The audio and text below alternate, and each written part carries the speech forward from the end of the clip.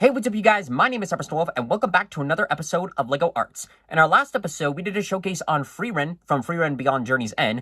Now, this episode, we are doing a showcase for an upcoming game this month, and that is for Little Nightmares 3. It's been a long time since I've touched on Little Nightmares, since I did Little Nightmares 2, 4 years ago, back in 2021. And I wanted to do Nightmares 3, especially after it was officially confirmed and we saw the first trailer for it. But I pushed it off for a while because I figured I'll worry about it when the game comes up a bit more. And now that the game is coming out this month, I quickly put these figures together, and I think these both turn out really great. So we have our main two protagonists, Lo and Alone. Again, both of them came out pretty good, so I'm really excited for this one. So, as you guys know the drill, we're going to take these minifigures one at a time, do review them, explain the process, why we went this route, and then go from there. So without further ado, let's get the pedestal out and get the showcase on the road. Alright, to start off our showcase, here is the boy in the Raven mask, Lo. So when making this character, it was very similar to what I made the last Little Nightmares characters, but very different as well. So to start off with the head, I sculpted on the hairpiece similar to when I made Roxy from FNAF Security Breach, where I basically just took pieces of clay and just stacked them on top of each other one at a time to get the full hair effect.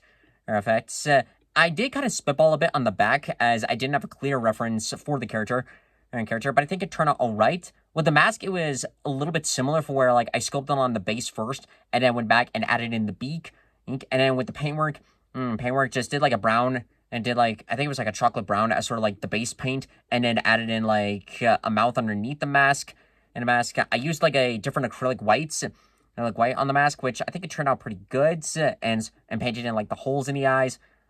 With the shirt just mixed together some tans, as well as I think it was a desert sand kind of paint, to pull off her shirt, as well as painted it in a way where it looks like his sleeves are slightly torn, probably of just wearing the clothes always, and it looked like a desolate wasteland of where the characters are taking place this time.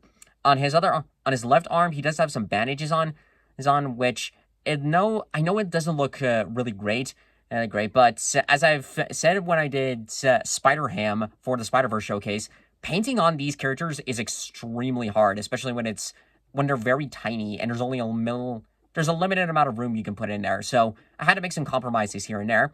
And then with the rest of the paintwork, just painted on the base paint, and then with a black acrylic marker for his pants, and then painted on these little bracelets on his right ankle. Just did some blue and red, which I think it turned out alright.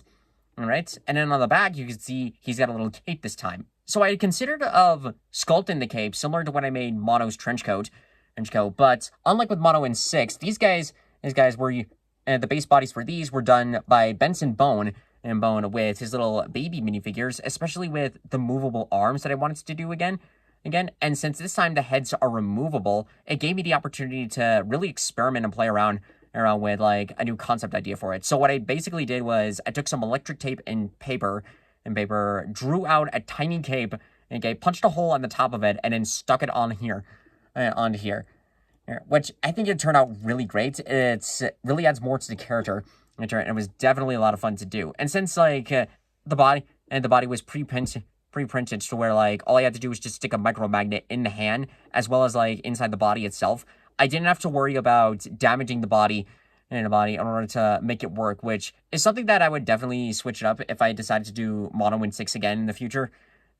But really like how this turned out, and was definitely a lot of fun to do. And last up on the showcase here, we have the girl with pigtails, Alone. So when making this one, in terms of sculpting, a little bit easier than Lowe's, but also did provide a little bit of creativity with this one. So what I did on top of the head first, was I sculpted around of the connector piece of where you would put a hairpiece.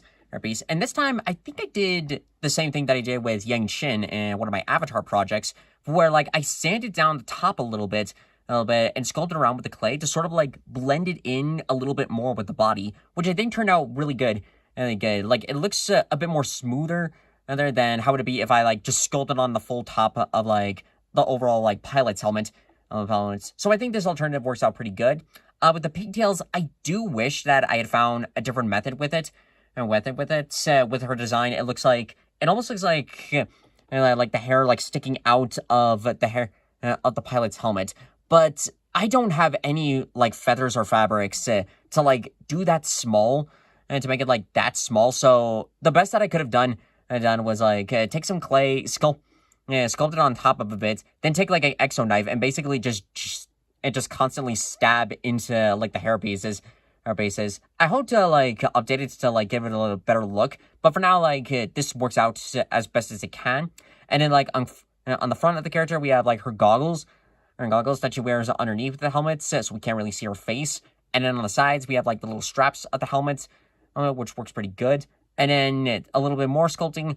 And then like I painted on her back strap, which I'm pretty sure is a watch, and then painted on with the back. But I did sculpt out the face of the watch a bit. But again, I'm speculating that it's a watch, as I couldn't find any like clear enough references for it. So this was like the best that I can do. I'll probably give it an updated look after the game releases. It says that we get more like better references here and there. And then with the rest of the paintwork was pretty self-explanatory. Like just painted on her green like overall suit. Suits like do it on the base body as well as with the arms and a bit of the head. I did try to like keep it like low underneath to like not mess up with the brown. But you can see if like where I took the black acrylic marker to do the outline and trying to keep them both separated.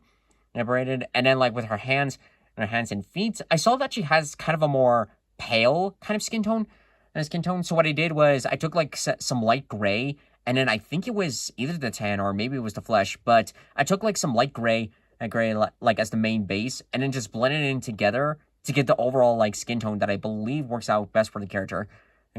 Again, most of it is kind of speculation, but this was like the overall design that I was able to find with the character. And you can see like I continued on with the strap. Some references did have her with like a giant wrench, but there is not a piece capable that these figures are capable of like holding up.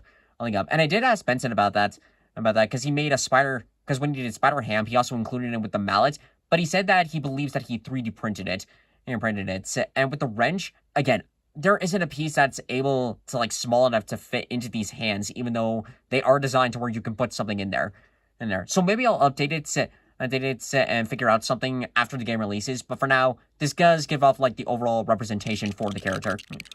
And there we go. That's going to do it for this episode of LEGO Arts. I hope you guys enjoyed this video. And to close it off, here we have Mono and 6 from Little Nightmares 2. There's 2 with like the 2 pairs side by side.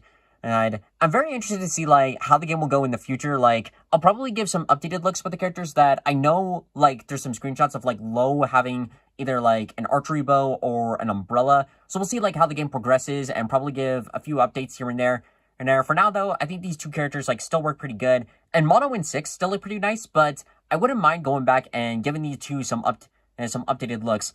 And overall, like I'm very interested to see if like how Little Nightmares 3 will progress. I don't know if it's supposed to be a soft reboot or a continuation of the current timeline. So we'll see where it goes. There it goes for now. And if there's any changes with the characters from in the game, I'll go back, do some modifications and updates for both of these characters. And yeah, that's going to be about it.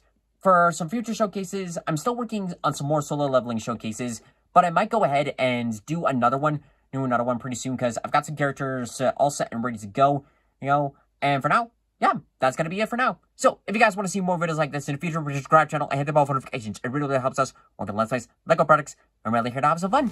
So overall, thank you guys so much for watching this video. If you liked it, hit that like button, comment below what you think, share it with your friends, subscribe to YouTube, follow me on Twitch. Thank you so much for watching. I'll see you next time in the next video.